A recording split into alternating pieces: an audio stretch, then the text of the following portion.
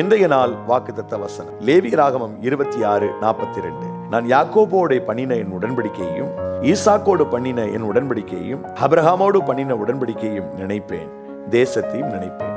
தேவன் நினைப்பேன் என்று சொன்னால் செய்ய போகிறார் என்று அர்த்தம். தேவன் நினைப்பேன் என்று சொன்னால் நம்மை விடுவிக்க போகிறார் என்று அர்த்தம். தேவன் நினைப்பேன் என்று சொன்னால் நாம் இழந்ததை மீண்டும் நமக்கு கொடுக்க போறார் என்று அர்த்தம். தேவன் நம்மை நினைப்பேன் என்று சொன்னால் சிறையிருப்பிலிருந்து நம்மை மீட்க போகிறார் என்று அர்த்தம். ஆண்டவர் உங்களை நினைப்பேன் என்று சொல்கிறார், உடன்படிக்கையை நினைப்பேன் என்று சொல்கிறார். தேவன் உடன்படிக்கையை நினைத்து நம்மை நினைத்து நன்மை செய்ய வேண்டுமானால் நாம் செய்ய வேண்டியது என்ன?